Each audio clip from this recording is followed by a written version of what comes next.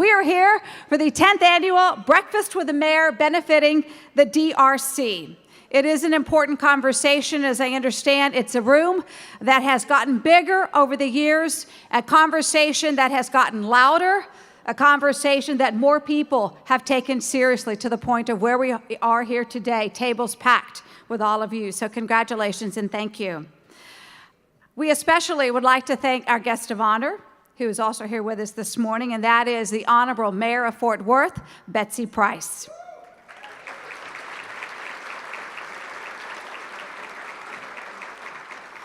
We will hear a lot more from Mayor Price leading up to the morning, but we also want to recognize some other people who know how important it is to put this issue front and center, and they are here with us today. The leaders of this city and our county: Fort Worth City Council Member District 5, Gina Bevins. If you would please, as I call your name, stand and wave. Fort Worth City Council Member from District 3, Brian Byrd. Fort Worth City Manager David Cook. Tarrant County Commissioner Precinct 3, Gary Fickus. Fort Worth City Council Member District 2, Carlos Flores.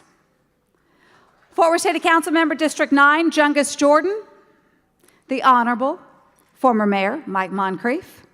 Fort Worth City Council Member District 4, Carrie Moon. Tarrant County Commissioner Precinct 2, Andy Wynn. State Representative District 90, Ramon Romero. Fort Worth City Council Member District 7, Dennis Shingleton. Tarrant County Sheriff Bill Wayborn. Tarrant County Judge Glenn Whitley. And Fort Worth City Council Member from District 9, Ann Zeta. Please, a round of applause to welcome them all.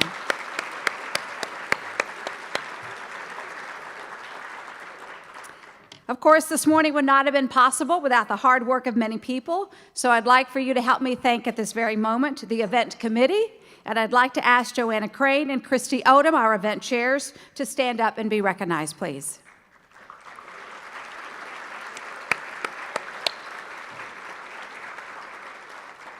Isn't that just like an event chair in the back, making sure the program runs smoothly? Yeah, Joanna, if I'm doing well, thumbs up. If I need to speed up or anything, you just give me that. I know what that means. All right, and now I would like to introduce Pastor Carl Travis from First Presbyterian Church for our invocation.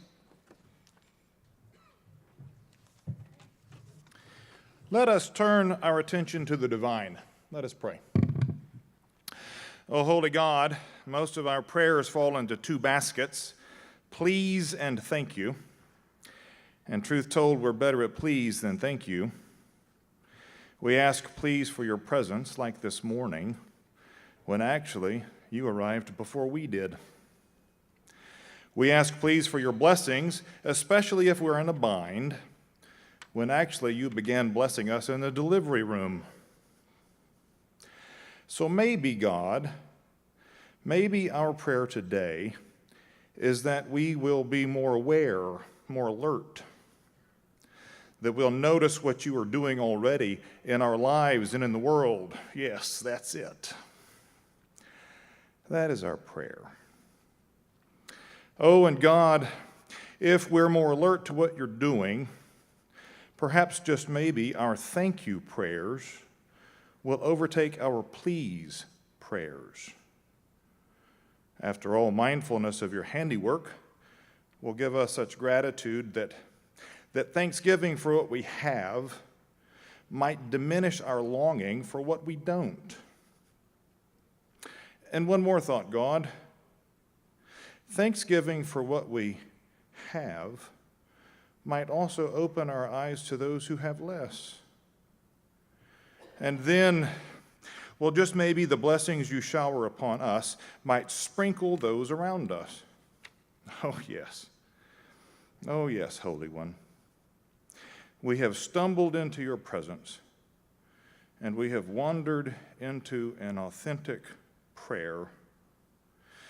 You've been waiting for us all the while, and breakfast isn't even finished. So now, since we are aware, we have something to ask. Will you make us useful? Please? Thank you. Amen.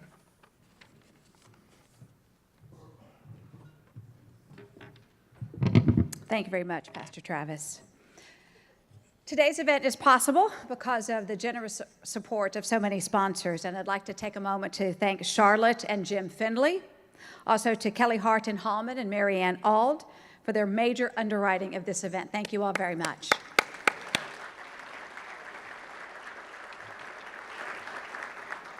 Those of you who have been here before kind of know what this is about, right? You know, we're going to talk about an important conversation. We're going to be enlightened about the issue of homelessness in our community and how better to help. And you also know not only do we want you networking and connecting with people and learning information, we also are going to ask you for a pretty important task, and that is to help raise more money for this effort. So I understand in past, maybe you haven't quite had as much time to get in there and be part of the giving, so we're just going to get that out up front. Some people sometimes ask, you know, why am I here? Well, honestly, you're here to learn, and you're here to give a little bit too. So the way I understand is we're using text giving, and I'm supposed to have my phone with me to show you how to do this, but it's way over there. That's okay. I'm not going to be rude and pick up my phone. But here we have here what's going on. This is text giving this year, and everybody likes seeing their name. Everybody likes seeing their name in lights and how it's happening. So this year we've got this little thermometer here to let you know how well we're doing in the giving campaign. Our goal for the next hour or so is $30,000. To this point, we're $1,400 in. So there's a chance for everybody to be part of it. I see this lady looking at me like, yeah, I want to be part of that too. So it's pretty simple to do. And the goal here is to raise even more money for permanent supportive housing in this community. The instructions are right there at the back of your program, just in case you're not familiar with text giving. But all you need to do is just grab your phone, and then you text 41444 with the message DRC, your amount, and your name. So you see there, Troy Chapman. There you go. Thank you, Troy Chapman. That was very easy. He figured out how to do it. I figure if Troy can do it, anybody can do it. I don't know Troy, but I just thought that might be a good thing to say. Sorry, Troy, if you're a little more tech savvy than I'm giving you credit for. And then if some of this stuff, just you think, you know what, I don't want to do it by the phone. I'd rather just do it by cash or by check. Of course, there are envelopes at the table as well. And we do hope that if maybe right now you're not moved to be part of the giving campaign, maybe in the conversation that'll happen in just a few moments, you'll realize why it is so important to support this effort of bringing permanent supportive housing into our community. So if you're thinking, okay, I know it'll warm my heart, you know, to donate to this effort, and you're there, that's great. If maybe you need a little more incentive, we've got that for you too. Those of you who know Gloria Starling, General Manager at the Capitol Grill, you know she's big-hearted, she's generous. When she gets on to a cause, she gives it her all. So today, Gloria is offering a dinner for two to each person who donates at least $1,000. So a very generous offer. Gloria, thank you so much for making that available. The person who pledges the most today will get a cocktail reception for 20 people there at Capitol Grill. So Gloria, very generous offer. Thank you. Thank you, Gloria and Capitol Grill. Thank you very much to Sarah Costa-Slow. We appreciate you being part of the effort. And, you know, and if you see your Marianne Ald, thank you again. Your company stepping up to sponsor, and here you are. Janet Hahn as well. This is fun. And we're not going to make it like a telethon, folks.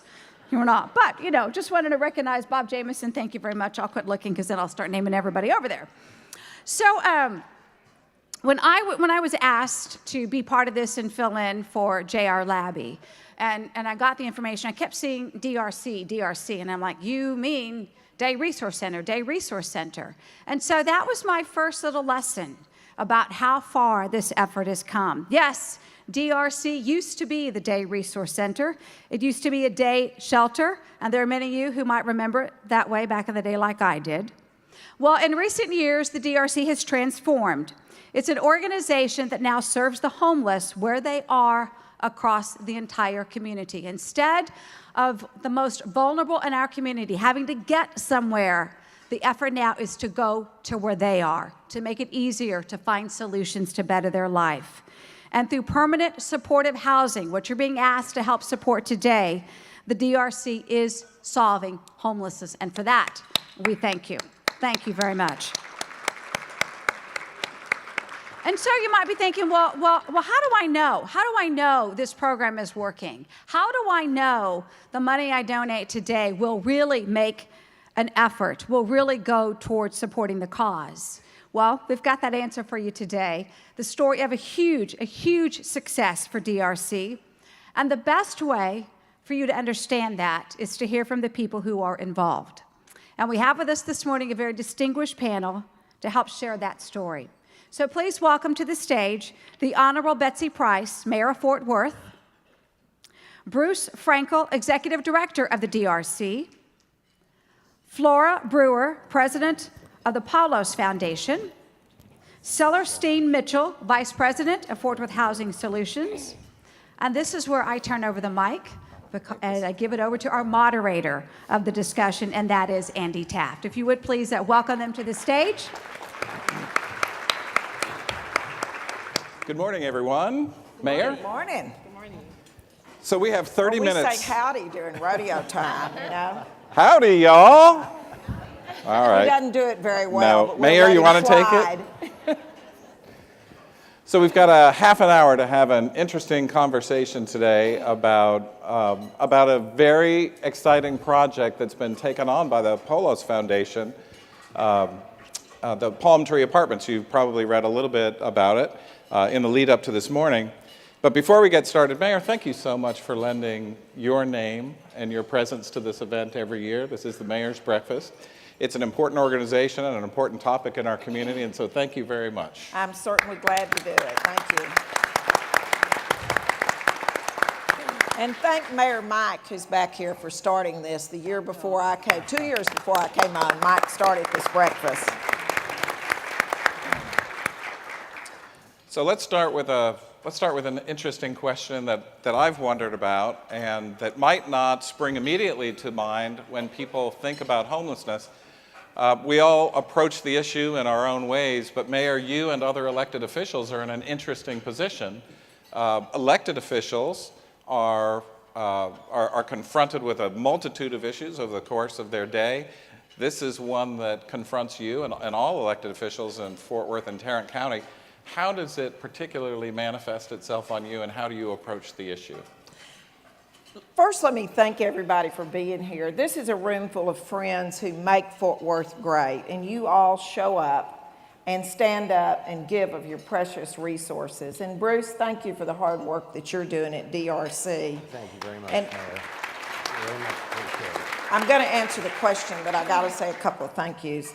DRC really reinvented itself nearly 3 years ago now when Day Resources kind of lost their place and started over, and they've become a critical partner for us because the solution to homelessness has to be permanent housing and permanent supportive housing in whatever form it takes. And then Bruce and his crew have stepped up and have virtually, with the help of Directions Home and Continuum of Care and Tarrant County Homeless Coalition, have virtually helped us end veteran homelessness. Tara, I think we're down to just a handful of veterans who aren't in shelter now, right? Aren't in homes. Is that correct? So that's a real win. And what you don't know that DRC does, that your being here today helps. In the last cold snap that we had, all the shelters were full to capacity, and DRC has stepped in the last 3 years and run our overflow shelters, along with our friends at Broadway Baptist. And this year, we got John Petersmith, and Robert is here somewhere early, thank you, to step in. And Petersmith came and gave all the homeless folks that were there flu shots, which is a great help. But running those overflow shelters takes a lot of pressure off the city. And it's things like that, really. Homelessness just manifests itself in so many ways.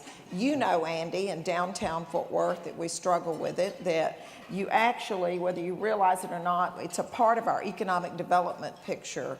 How people see the city and the face that they see it in. Having been in Washington, D.C. last week for U.S. Conference of Mayors, truly, among the top cities, Fort Worth is very blessed because you may think we have a big population, and one person is a big population, but compared to other cities our size, we don't.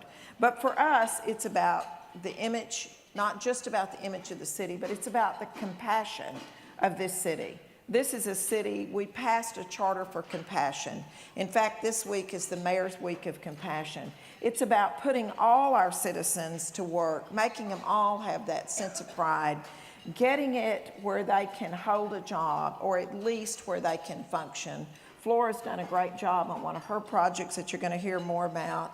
But our job at the city is to try to cut through the bureaucratic red tape to get the funding in place. I had the opportunity to visit with Secretary Ben Carson recently. In fact, you guys will love this. Secretary Carson was here recently, and when I saw him in D.C. again, he said, "Betsy, I know what DFW stands for, Destination Fort Worth." So I was very pleased with that. But he runs HUD, Housing and Urban Development, and we just received a $12.2 million grant for homelessness from them, which is great. That's almost $1 million more than we've ever had before. And they believe in the work that Fort Worth is doing. And we also recently got the Board of Continuum of Care to agree to restructure, because when people talk about homelessness and the issues that they're having, they tend to want to come to their elected officials. And we had very little control in the structure of that. So now Judge Whitley and Mayor Williams from Arlington and myself will be at the head, just like we are at workforce governance, so that people will know that their elected officials are accountable for that. And I'm really excited about the changes that we see. But the shelter that you're doing, permanent supportive housing, wraparound services, is really how we're going to end homelessness. It was started with prior councils under Mike's leadership with Directions Home, and now we're just revamping it a little bit and moving it forward to try to keep Fort Worth's image where we all want it to be. Mayor, are you sensing an increase in pressure just from the rank and file citizens? Is this an issue that's gaining awareness, slipping? Where is it on the radar? You know, I would say on the radar, it's really very cyclic. We have bouts of when it's very cold and people tend to have their shelters set up, their tents set up in more places, we start getting more calls about it. But then when warmer weather comes and it's dispersed a little bit more out in the community, those calls fall off again. There's always a demand for us to solve it, and as there should be. In a compassionate city where people care, there should be. But basically, it stays pretty steady, the pressure that we get at the city. And I think this entire council is committed to helping solve this issue. Yeah, thanks, Mayor. Flora, the mayor took all your time, so Sorry, we're going to Flora. skip you. I'm sorry. Well, it's the mayor's breakfast. What can I say? That's right. So, Flora, we're here to talk about the Palm Tree Apartments. Can you talk a little bit about the structure? How did you put that together on your side of the equation? Sure. The Palm Tree is a property that we bought through our family foundation, the Paulus Foundation. We created a limited liability corporation under the foundation. We bought it for about $1.4 million and renovated it. Spent about as much as we did to buy it as we did to renovate this 1955 property that was in really terrible shape. So the property continues to be wholly owned by the foundation as a mission-related investment. What prompted you to take it on? I mean, the foundation puts $1 million to buy it, $1 million to renovate it. Why? Well, I know a lot of you know that I've been engaged on East Lancaster since the late 90s, when our family bought a business out there, a small distribution company. And so that put me on the front row to see exactly what happens to a community when you have people who are chronically homeless, a lot of unsheltered homelessness, and I could watch what that did. Got engaged with a lot of nonprofits over the years, and as the mayor said, the only way to end homelessness is with permanent housing. So when the opportunity came to pick up this little property on Race Street, as a place that could be dedicated to permanent supported housing for people who are emerging from chronic homelessness, I just thought, wow, I've been waiting to do this for 20 years. Mm-hmm. And what made you partner with the Day Resource Center? What's the history there? Yeah.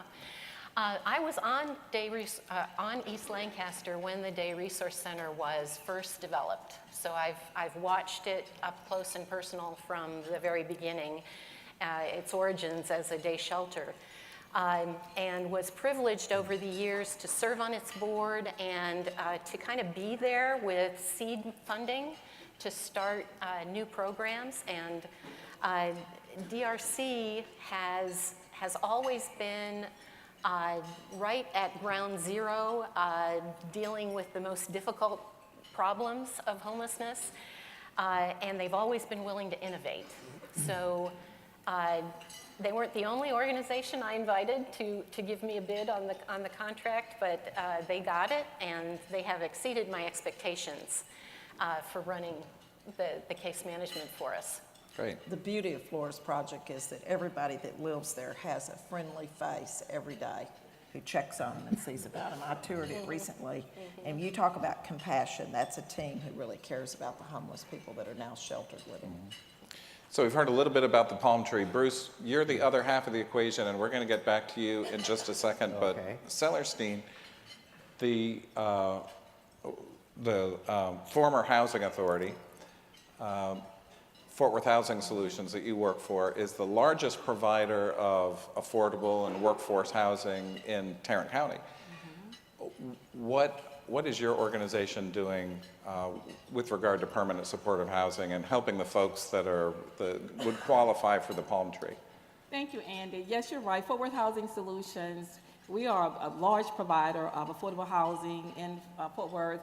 We own about 25 properties, some of which you probably would never know are owned by the Housing Authority. And we serve over 4,500 families and households in those properties. But the kinds of work we do vary, including work for the people who are homeless. So when Flora and I got together several years ago, because we are always looking for ways to help the community and to help the homeless. We already work with the Continuum of Care. We already work with we're working with Directions Home, and we're working with some other programs. But we were not involved directly in any permanent supportive housing. So this was a great marriage. Here, she had the property. The DRC was going to provide the supportive services, but there was a need to provide the funding for the operations, for the actual rents. And most of the people who were being assisted had very little income or no income. So we got together, they responded to a request for proposals that we had out for project-based vouchers where the assistance is tied to the unit for 15 to 20 years because we needed that longevity. So we were able to provide housing assistance to those 24 households that were moving into that property. It was just a perfect marriage. It gave us an opportunity to expand what we were doing in serving the homeless to doing permanent supportive housing, and it's working very well. And Flora, how many units in the palm tree? 24. 24 units. And Sellerstein, how many people on the waiting list for that kind of housing? Now that's for a permanent supportive housing. We have different waiting lists. We have our regular wait list for low-income families, the regular Housing Choice Voucher Program, where we have thousands of people on that list, and we just recently opened that. But for the permanent supportive housing, that list is a little smaller because we don't have as many units available, so it varies. We get most of the referrals for our programs through Tarrant County Homeless Coalition, through there's a system to get us those names. But for our regular wait list, we have close to 10,000 names. Close to 10,000 on the wait list. I'm on the Homeless Commission. I think the number of permanent supportive housing units that we need to create over the next 10 years is 1,400. So you've done your part. Yes. I hope you're not over. Not done, not done. But we've got a long road to hoe if we really want to put a dent in this population. Yes. So Bruce, we've heard a little bit about the finance, the personal passion that Flora and her foundation have put into it. We've heard about the public partnership with Fort Worth Housing Solutions. What is the DRC's role? How do you do it, and where does the money come from? Sure. So our role in all this is we provide the case management. So as you've heard over the last 4 or 5 years, we've evolved from being an institutional-based program merely providing day shelter to providing community-based services. And one of the things that we recognized in looking at programs from around the country and how effective they were in addressing homelessness was the programs that went out and recognized that every community and every neighborhood in Fort Worth and Tarrant County has a different perspective on homelessness. Bruce, let me interrupt. I think some people might not be able to hear you, so if you'll orient to your, there you go, to your microphone. Can you hear me now? That's better. Do you want to hear me? Okay. So anyway, as I was saying, we're really focusing on working with our local neighborhoods and the various districts and communities that we have in Fort Worth, because there are homeless people in every neighborhood. So in any one day, there's about 2,600 homeless people in Fort Worth. About 600 of those folks are chronically homeless. They're the folks that you are most likely to see on the streets and in the neighborhoods that are vagrant and maybe sleeping behind the 7-Eleven or panhandling. They're in every neighborhood. So being able to partner with the Paulus Foundation over Palm Tree was an opportunity for us to work directly with a particular neighborhood that was impacted by homelessness to basically explore the best practice of permanent supported housing. And the research that just came out from HUD shows that of all the different options for housing people between permanent supported housing, rapid rehousing, transitional housing, and emergency shelter, that the least expensive over the course of a 12-month period of time and the approach that has the best outcome for people leaving homelessness and not returning to homelessness is permanent supported housing. So it was, we just jumped at this opportunity. So we provide all the case management. We provide 40 hours on site, but oftentimes, because our staff move around the community quite a bit, we might have 2 or 3 case managers there. One of the things that was very cool about the project, and Flora was pretty much a leader in this, Flora's been working on the concept of building communities for a long time, is when we went into this, we first started working with the neighborhood associations, the business associations, and in the Carter Riverside Oakhurst Scenic Heights neighborhood. This is where the Palm Trees is located. It's a community that's changing. Flora was able to take a dilapidated project and really renovate it, so it's an economic driver. And what we did in terms of case management is we identified people from that neighborhood that were homeless. So we weren't bringing homeless people into the Carter Riverside area. We were addressing the issue of homelessness in that neighborhood. So the neighborhood associations and the business association have seen a marked difference in the number of homeless people that they see in those neighborhoods. There's been a reduction in panhandling, there's been a reduction in vagrancy, and we work very closely with our neighborhood patrol officers and the Fort Worth PD. There's been a significant reduction of crime in that area. Most of that's attributed to the palm tree. So we see permanent supported housing, and we collect a lot of data things as having a lot of impacts. One, certainly the impact on the person whose period in homelessness is ended in a model that has the best outcome for them long term. It also has an important impact on the neighborhoods, is we're able to integrate people into community. And when we talk about ending homelessness, having a home is not just having a roof over your head, it's having a home community. And projects like this do that.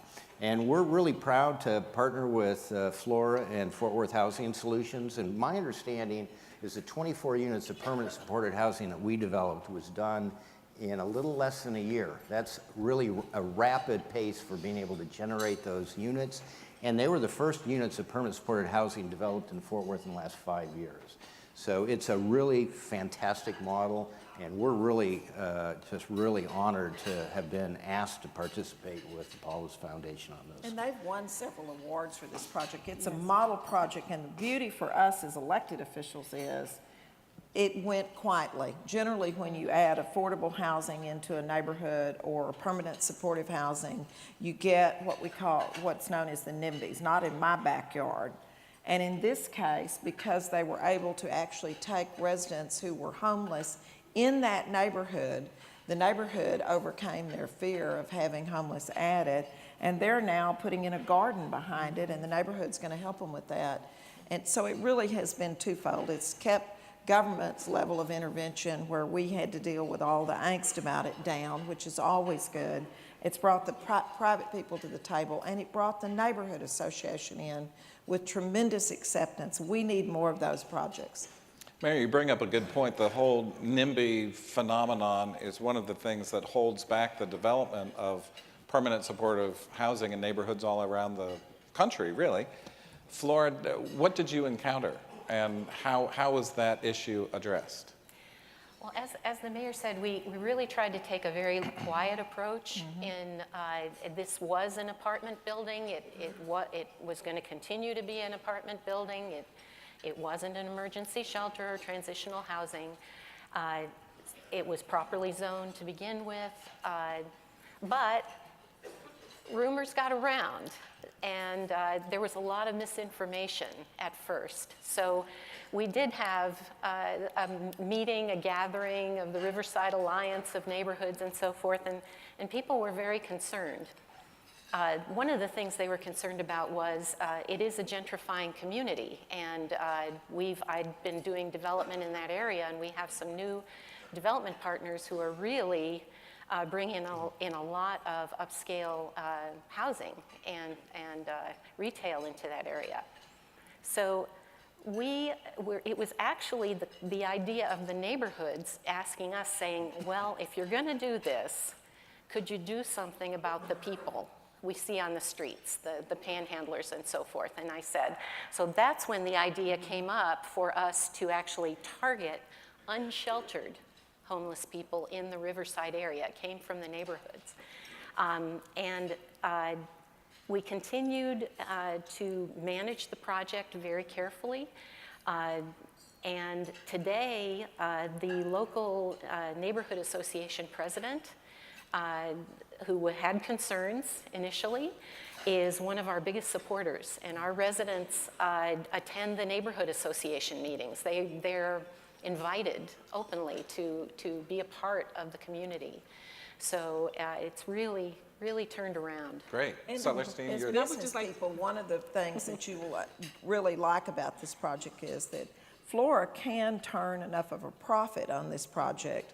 She is plowing that back into maintenance so that they won't deteriorate. We won't be faced with substandard housing again because it's just strictly subsidized. And that's a real plus when you can begin to make enough profit to continue to move it forward. That encourages more people to invest in this kind of housing.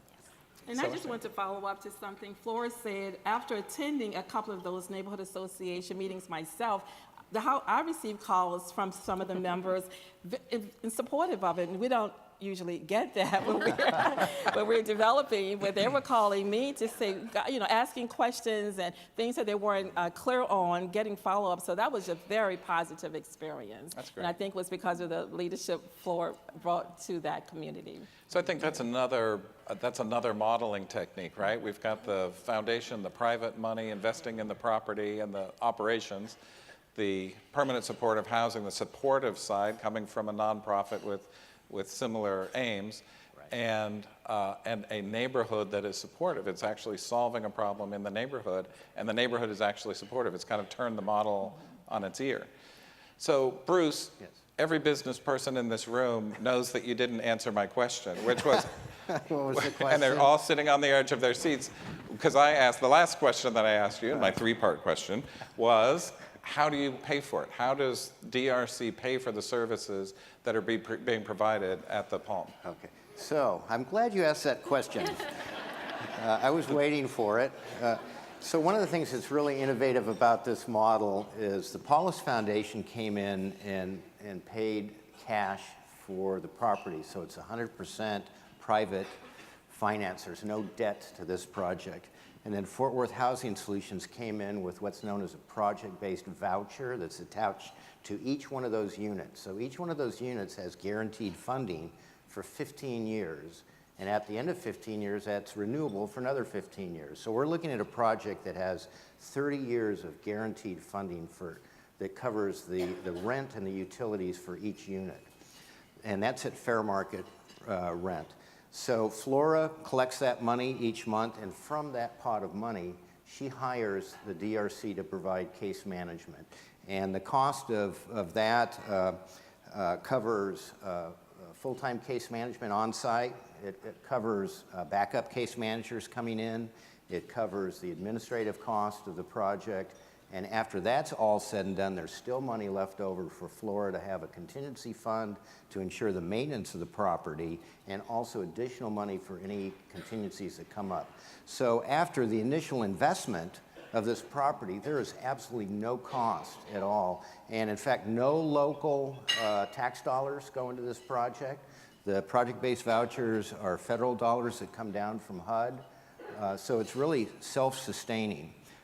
It's a terrific model if you're looking at individual donors, or you're looking at foundations, or if you're looking at local government that wants to make a one-time investment in property that's going to generate its own revenue and be self-sustainable. These permanent supported housing projects where we find property that's already zoned for residential and that can be renovated, and they're all over Fort Worth right now, is a rapid way to develop permanent supported housing. And if the property is bought without debt and the housing authority is providing the vouchers, it is something that we as taxpayers don't have to pay for year after year, nor do we have to go to the foundations year after year and ask for money to help us maintain the cost of case management, because the project generates its own revenue for that. And I'm going to just add, the housing authority only pays a portion of the rent. The residents there pay toward their rent based on 30% of their income. So we pay the difference. So we're not fully subsidizing it. So Sellerstein, the numbers that we've heard about so far, other than the private foundation numbers, are really coming from the project-based vouchers. Yes. What is the availability of them? We need 1,450 over 10 years. What is the availability of that kind of resource? Unfortunately, they're not available as much as they were in the past, just because of reduced funding. So while we were able, and we're in the middle of providing some additional project-based vouchers now, we won't be doing any new ones for a while until we can get increased funding. So is there the ability, and I'm totally going off script, and and asking a question, whether or not the project-based vouchers represent a model that Directions Home or the city and the county or some coalition could come together and look at that model and do some sort of local funding mechanism that would create a tool that allows private foundations and the DRC to leverage this model? I think it is something that can be replicated if the funding is there for the rents. So if there's a private foundation that can provide that funding to help with the operations, we can have something similar to that, where the assistance is tied to that unit that helps, with that, with the full financing of the project. So I think that can be duplicated, since the Housing Authority and federal funding, decreasing just because of the way the federal budget is right now. So I think it can be duplicated. There are a couple of cities that are actually looking at that. How do they build a coalition that gets together enough seed money to really begin to keep more of these projects going and to keep them afloat? But the other piece that we have to look at with it too is, how do we begin to get more flexibility with our HUD dollars? And that was one of the messages that we took to Secretary Carson last week, was we get a lot of money from HUD and other sources in the government, but it comes with so many strings that it's really hard for innovation to happen. He's a doctor and former businessman. He understands that we have to cut through that red tape, and he is going to begin to look at potentially rolling out some pilot projects to allow more flexibility with the funding that comes from them. That in turn gives you a chance to get some matches at the local level if we've got that flexibility. So I'm very optimistic about what we might see. We just have to continue to push for that flexibility and that innovation. And So go ahead, Bruce. Could I just add on to that? So our regional HUD director, Beth Van Dyne, has been very engaged in our local community, and I give her a lot of credit for getting down there and getting to know who the providers are and what we're doing. But she's come out and she's met with our business community. She's met with the mayor. She has met with Flora Brewer and has seen the palm tree.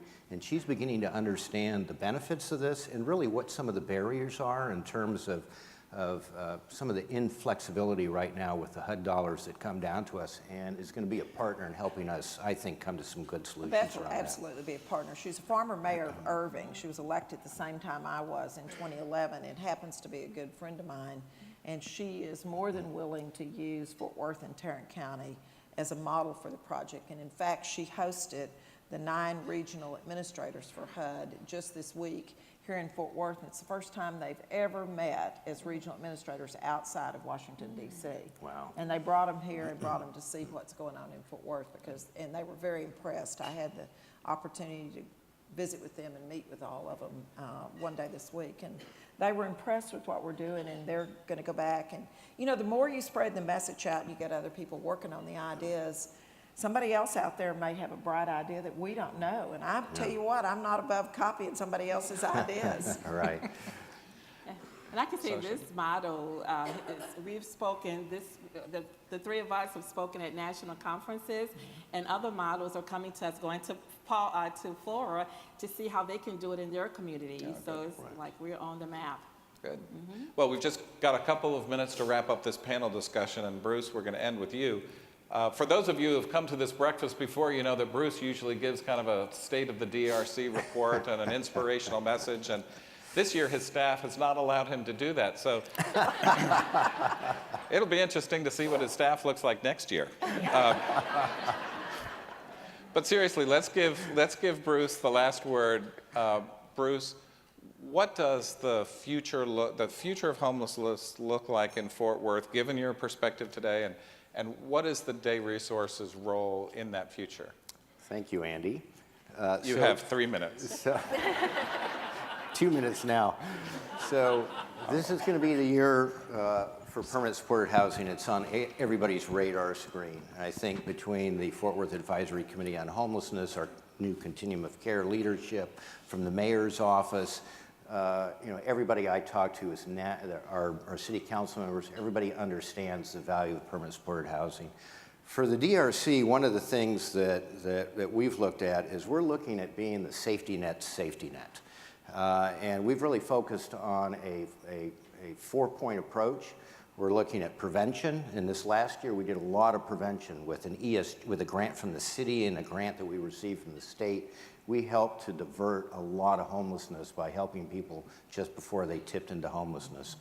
Next step is preparation. We've got a large contract with Tarrant County Homeless Coalition and MHMR of Tarrant County to go out and find those people that are homeless and get them prepared for housing. Then we do placement. We've got our contracts with Directions Home where we actually have money to place people in rapid rehousing and permanent supported housing. And then we do supports. We have case managers and counselors and other folks whose main objective is to be sure that once people are in housing, that they're healthy, they're productive, that they have meaningful relationships and something meaningful to do every day, and to be sure they pay the rent every month. And that really is I think, a formula for success. I think that defines a whole continuum of services that, you know, I think really leads to the outcome we're all looking at, not just in our local communities, but region-wide. And we're looking forward to be able to bring all the different elements, and I talk about we, more the rhetorical we, not the royal we, bringing folks together that really can address all those issues and really build the system of care so it's not just isolated silos of agencies doing their own thing. Fort Worth has the resource, we have the leadership, we have the innovation now, and we have the commitment to make these changes, and the DRC wants to be a major partner in that. Thanks, Bruce. You know, Thank you. Well, no, not quite yet. I haven't finished speaking.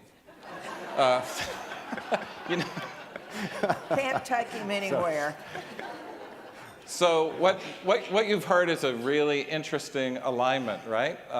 An alignment of personal passion and philanthropy and resources dedicated to ending homelessness, federal and local funds being used to provide rent assistance, and expertise in the provision of services, supportive services, that this really challenged population needs to survive. It doesn't happen without that combination of things coming together to end homelessness, and that's what's happened at the Palm, right? I mean, we're talking about the ending of homelessness in 24 units. How many people is that? 27. All right, so it's 27 people in 24 units. This is a very interesting model, an example of the coming together of those elements that are needed. Panel, thank you so much. Mayor, thank you so much. The DRC is doing incredible things, and I think this is a real opportunity to dial in on how individual and structural civic motivations can be tied in together to end a problem that's extraordinarily complex and important to our community. Deborah, come back to the microphone and let's give the panel a round of applause. Thank you. Thank you. Thank you, Mayor. And I think also Andy Taft deserves a round of applause for moderating this panel, his continued steadfastness in dealing with this issue and guiding our community through it. Thank you all very much. Smile for the picture. Okay, there, looks good. All right, suck it in. Suck it in, Andy. Okay, just checking. Thank you again. What a fantastic partnership. Each of them owning their part of this issue to make a difference. And I understand what Bruce said, no local tax dollars, but it does take big hearts and big wallets of the private group like the Palos Foundation. Thank you all very much. I feel like I learned something today. How many of you did? I know, great, fantastic. So now you heard them talk about 24 units in the Palm Tree, 27 people. And maybe you're wondering, who are the people who live there? We have one with us today. As generous as you were with your applause for the panel, I'd ask that you be just as generous as we welcome Cassandra Walker, a resident of the Palm Tree, here this morning, and an amazing story of how this permanent housing community made a difference in her life. Ladies and gentlemen, Cassandra Walker.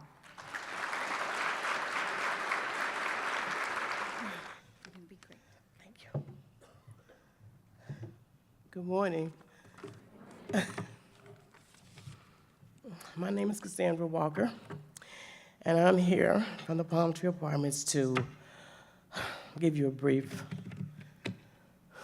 story of my journey from homelessness. I'm going to read it to you. Okay, I'm here today to tell you about my journey out of homelessness. After high school, I went through training to become a nurse's assistant. I completed that training, received my CNA certificate, and worked consistently for 40 years. At the age of 35, I got married. Together with my husband, we made some bad choices and ended up without a place to live. This is when my cycle of homelessness started. After 5.5 years of marriage, I left. The marriage was not good, abusive, and toxic. And I finally found my escape when he was arrested. And I left and never looked back. I managed to survive on and off on my own. I always had a job as a CNA, but never really had a stable place to live. I would go between staying in shelters, abandoned houses, abandoned cars. And as the years went by, I began having chronic pains, which made it difficult for me to work, and I decided to apply for disability. Once I was approved, I could no longer work, but I still had income coming in from disability. I was able to find an affordable place to live. I rented from an elderly lady. I lived in this apartment for like 2 years, and then one day she passed away. Her family took over the property, and they decided to evict all of us, all the residents. I thought, here I am again, back on the streets, although this time I had less income now that I was not working, but only receiving disability. I thought I was on the right track and making better choices, but I was back in the same situation I had been in and out of before. I found myself back in the shelter. About 1.5 years into my stay, I was referred to the DRC by the shelter because it was time for me to move out. I started working with the DRC. I got assigned a case manager to help me find an apartment that I could afford with my limited income. During this time, I also found out I had cancer, renal cell carcinoma in both kidneys. I had to have surgeries soon, and I didn't even know where I was going to live after I left the hospital. So I called Tamara, my case manager at the DRC, and asked her to help me get into a hotel, something that I'd done on and off before in the past. Tamara said she would help me, and they would even help pay for the move.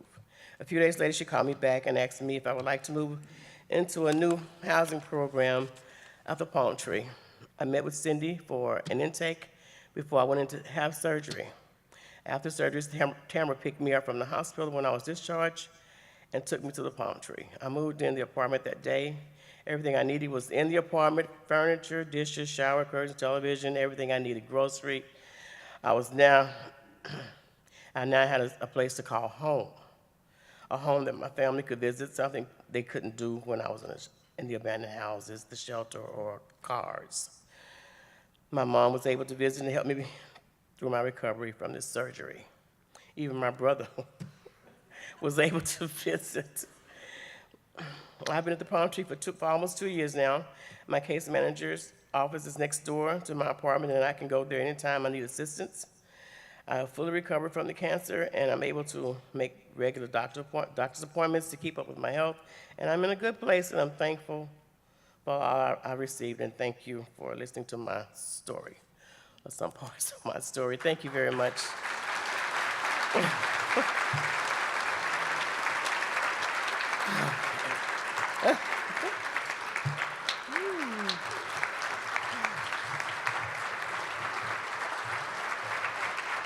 Anybody a little teary-eyed?